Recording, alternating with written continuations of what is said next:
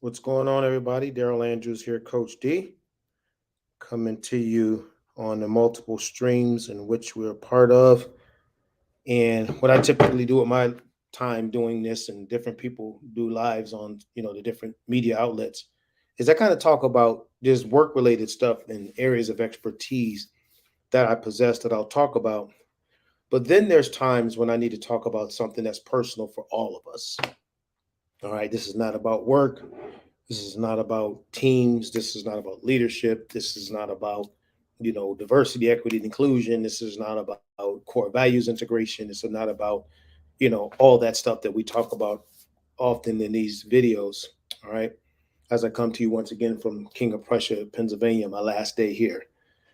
But today I want to talk to you about something I noticed that's taking place in our country. All right. And in many ways, many of us have been guilty of it. I've been somewhat guilty myself, and others, many others have. And we can see it in the media when we see and hear about the depression rates, the stress rates, the anxiety rates of our young people going through the roof, literally going through the roof. There's a piece of research out that was given by one of my friends who's a therapist, and it's alarming. What he says is this: for um, every 100,000 people that need therapy, there's only 300 therapists, which means that it's going to be hard for everyone to get the necessary therapy that they need. Now, let me clarify something to you, and this is so important. If you need therapy, get therapy. You need therapy, you get therapy. And there's a lot of people out here who need therapy. Okay, they do. And I'm the first one to say, go get it. We've used it in our family, in my life. There's been therapy, it works. There's some benefits to it. But I also notice a pattern. And let me kind of take you back to my childhood to show you what I noticed then versus what I notice now. Okay. So when I was being raised, I don't know if it was just parents being somewhat naive. I don't know what you would want to call it, but I don't recall a lot of parental intervention. And what I mean by that is most problems that I had in my life, from dealing with bullies to dealing with negative family members, negative friends, and on and on and on, I had to figure out myself. If anybody's out there with me, talk to me right now and tell me if that's how you had to do it. I lived in a world where there were a lot of people around me, a lot of family, a lot of friends, a lot of people in the community that knew me, in the schools, sports, different things. And so with that many people, you run into a lot of conflict. You do as a young person. And what I found is that I would go home and try to share some of this stuff with my mom. And she was young. She had me at 19, my brother at 17. And her response was always, well, what you gonna do about it? What you gonna do about it? She had some rules. She didn't like me staying out too late at night because she felt in my hometown too much not good was going on at night. So there's certain rules that she had. And I respect her to this day to the 9,000th degree because of those rules. But what she did not do is solve all my problems. She didn't solve them. She said to me, what are you going to do about it? And so what that forced me to do is figure out what to do about it. So when I was dealing with, bully types in my schools, I didn't deal with it much in high school, but in middle school you did, in elementary school. Well, in elementary school, I probably was the bully. But um, you know, I had to figure out how to maneuver with these kids, man, how to deal with them. If you dealt with something with a neighborhood with somebody, you just had to deal with it. And so back in those days, on this, as I was really kind of growing up in the late 60s, early 70s, you just had to figure things out.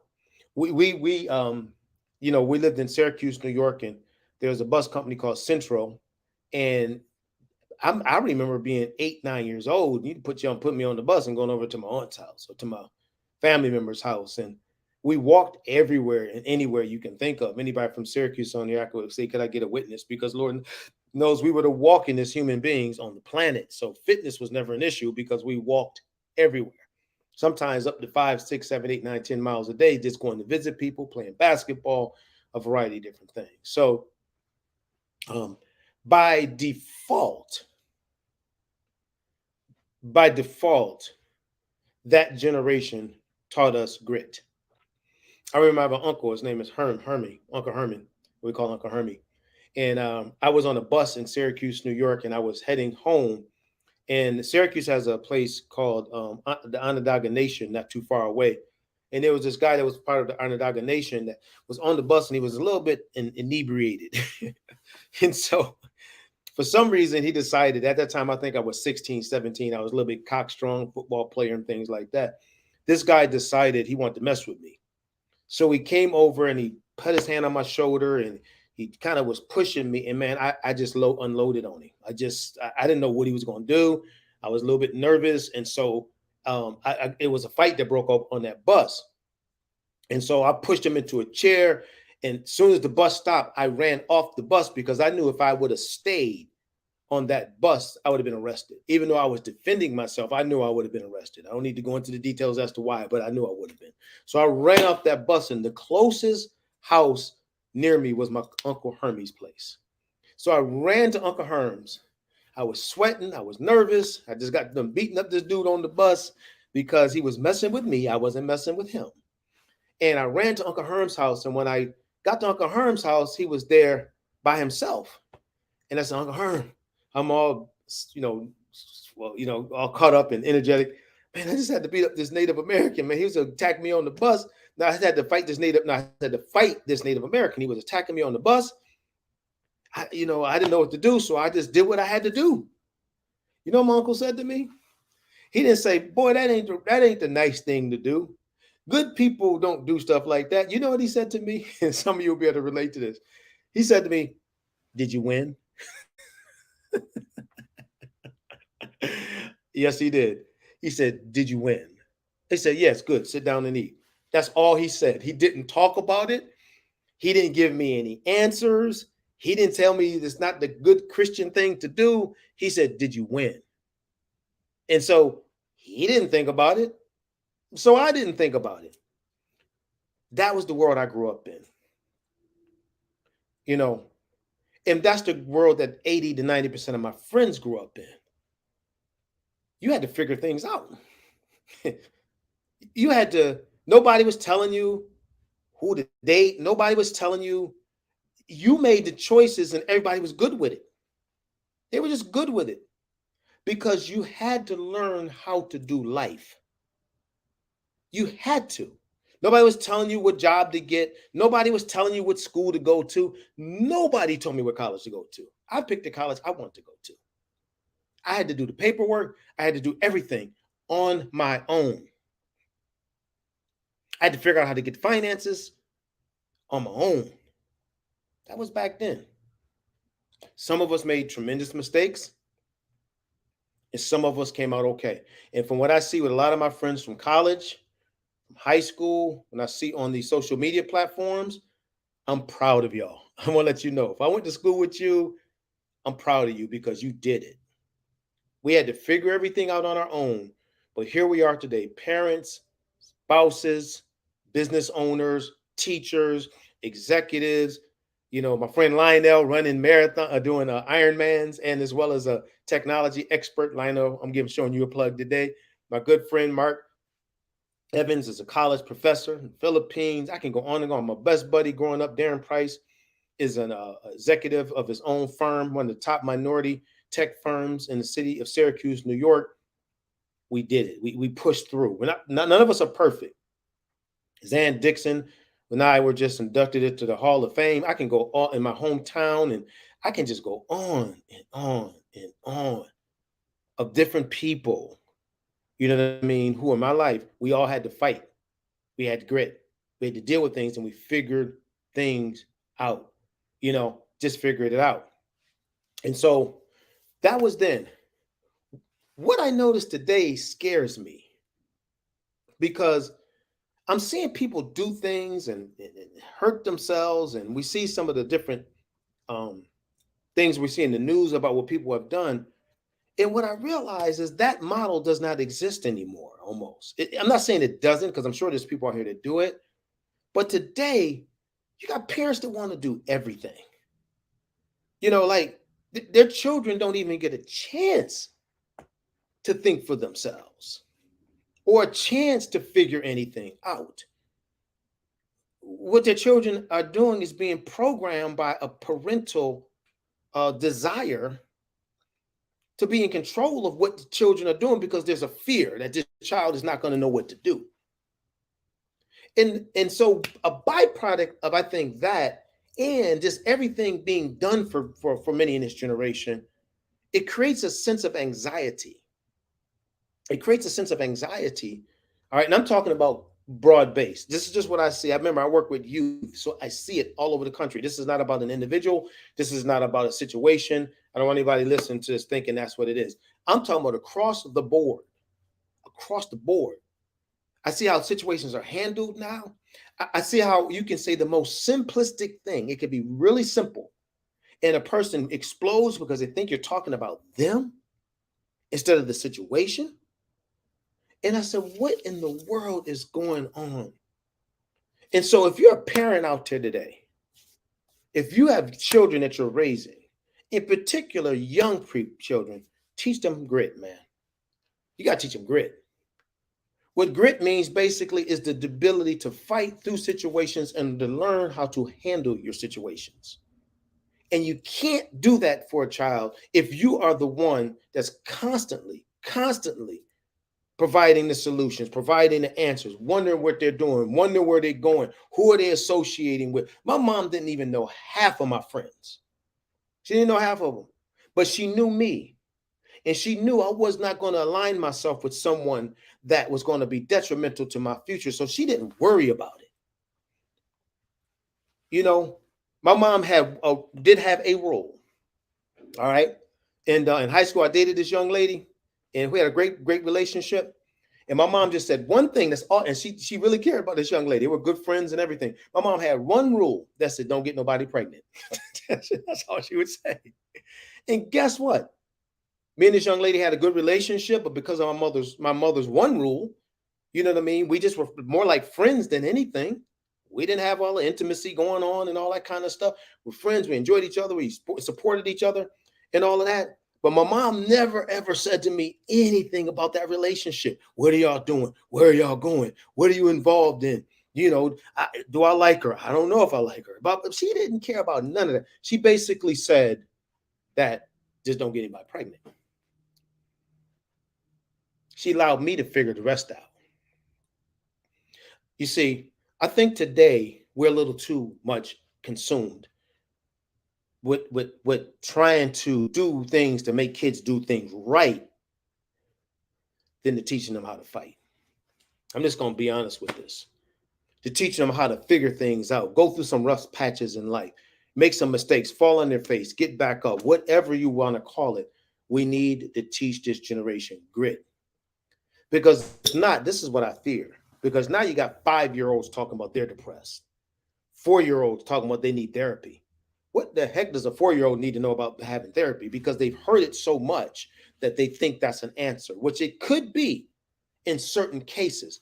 But the reality is a lot of it is because we have people that's doing so much for people that folks don't have a chance to figure things out.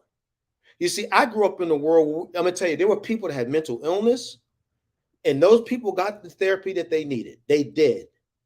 But the majority of the people didn't need it because they learned how to fight through things. Now, like I said, let me go back to the beginning. The beginning was, if you need therapy, get it. I want no folks out there that's therapy folks to come at me.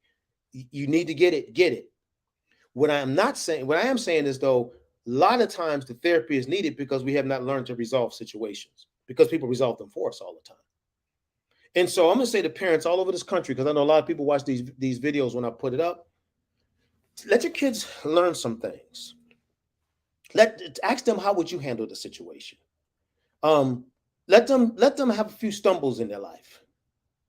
Let them and support them in their decisions. Don't feel like, that they have to spend their entire life with your approval. Thank you, Lisa. Somebody's getting what I'm talking about. I'm going to show exactly what you said. Boom. 100% agree with you. Please. Thank you. I'm glad Lisa gets it. And I'm sure there's many, many others that's watching this. Let your child figure life out. Because contrary to popular opinion, we're not going to be around forever. And so what are they going to do when we're gone, let's say, and now they have to figure something out and they can't pick up the phone and call us? Listen, parents, one of my books is entitled this. I'm going to put this in here. Parent as Coach, Developing a Family Dream Team. This is one of my favorite books that I wrote. I put it in the chat feature. The Parent as Coach, Developing a Family Dream Team. And I'm saying this because what we need to understand is we're not raising our children. This is an important statement. We're not raising our children to stay. We're raising our children to go. And if we continue to be in control of this, in control of that, and they can't do this, they can't do that, they can't associate with this person, we're going to destroy them. Yes, this is a tough message. And they'll grow up and have so much remorse because we never gave them a chance to learn, and we never taught them grit, how to fight, how to stand. You see, and I said, look at these wonderful comments that's coming up here. So that's why I love doing this. There you go. I agree. People are afraid of everything. I ran around the whole neighborhood. Come on, man. See, look what Joseph is telling us. She had no clue what was going on. Had to figure out. Thank you, Joseph. See, I'm not the only one to understand. I'm not the only one. There's people out here. It's not just Coach D. They get it. Thank you, Joseph. What a powerful statement. People are too afraid of everything. I ran around the whole neighborhood till mom called me home to eat. Same here, man. She had no clue what was going on. I had to figure it all out. Good topic, my friend Joseph. You're the dude, man. You're the dude. Come on. Yeah. You see, look what Lisa has to say. If we don't allow them to use their critical thinking skills, we are failing as parents. See, you think I'm just saying this and I'm the only people think there's this Coach. That ain't just Coach D. And these are just a few people. There's probably thousands out there listening, because I know on LinkedIn, a lot of people listen to these. And the reality is, this is a national crisis. This is a national crisis. I got to go in a few minutes because I got a meeting. I may have to come back and follow up with this one. We have got to turn these reins loose and let our children grow up and become adults. If we don't, this is not young people out there. I don't want to say this in a negative way because I don't want to make it look like, that you, yeah. So this is Lisa again. Yeah. The street lights. The thing I want to say to this is this: when we teach them grit, we give them a gift. We give them a gift of determination. We give them a gift of the ability to figure things out on their own, the ability to live independent of us. But when we got to be in control of everything, like I have 4 kids, and this is what I say to my kids. This is me. This is Daryl Andrews. This is what I say. Okay, this is what I say. I told my kids, I'm your parent, not your boss. I'm your father. I love you, and I trust your decisions. That's what I say to my kids. Because I realize I can't be hovering all over them all the time, asking them a million questions, on and on and on and on and on. My daughter started dating this wonderful young man. He's like a son to me now. And people would say to me, all right, and so there it is. Look at Gabe, man. Come on. Gabe, I know your dad. Your dad was one of my mentors. Look what Gabe is saying. You are on, coach. My dad will always say, figure it out and get up and try again. Come on, man. Look at this young man has great meaning in our lives. Why do we do this to children? Your dad was a phenomenal father. And I look at you and your siblings and what you're doing with your life today. I'm not surprised, Gabe. Because he and your mom, Monica, they weren't trying to control y'all. They were trying to give you a chance to grow up and figure life out. So what I'm trying to say to all of you out here, and I got to go because I got to be somewhere in a half an hour, is let's teach these young people grit. Let's teach them determination and stop being there every time something comes up to be the answer for them. I think parents play a big role in this. And I think we can destroy our children. We can destroy their future by being the solution to every problem that they possess. If we don't allow our children to get out there and figure life out, we are doing them a disservice. So I got to go because I got this meeting, but much love to you all. You can see I'm very passionate about this topic because I'm tired, you see. And so I don't know if I finished the statement I was saying about my daughter and the young man. I told my daughter when she started dating her, I trust her. I trust her. I told her, I trust you because I know how I raised you. And the fact that she picked such a good guy that, that had his head on straight, making good choices was the evidence of the fact of how she was raised. And so now what am I going to say? Oh, I'm going to call you every other day and check out how you're doing with this relationship. I don't even ask questions because I know she's making the right choices. Matter of fact, I know he's making the right choices. They're not perfect, I'm sure. Nobody's perfect. But guess what? We give them a chance to grow up, figure life out. You see? So I'm just going to say that to the parents out here, and Gabe, thank you for your input there, man. I appreciate that. Joseph, thank you for your input. Linda, Lisa, I'm sorry. Thank you for your input. The reality is, many of you out there, listen, I want to hear your feedback too. I'm about to shut this down. I want to hear your feedback. Do you think I'm crazy? Or do you see it too? Because I would dare say there's probably millions of people out there that know exactly what I'm talking about. Because we have a stress level with our kids, you see, and look at this. Yeah, there you go. There you go. See, Aaron understand. Look, all these people responding. Thank you for your words of wisdom and valuable insights, sir. I hope to be able to tune in another one of these talks soon. We will be having more of this talk because this has now become a thing for me. Because I'm seeing these young folks, I'm seeing suicide rates, I'm seeing depression rates, I'm seeing companies have to have therapists on staff because folks don't know how to handle situations. It's insane. But there is a solution to this, and I won't talk about that today. But thank you all so much. Aaron, thank you for your input here. Thank you for those who understand what I'm talking about. And the reality is we got to help our children understand that you got this. I'm just here to be your support. You're going to make some mistakes. But if, like Les Brown says, if you fall down on your back, if you look up, that means you can get up. God bless you all. Take care now. Bye-bye. Share this video with other people. Take it and share it on your pages because this is a message that needs to proliferate. Take care.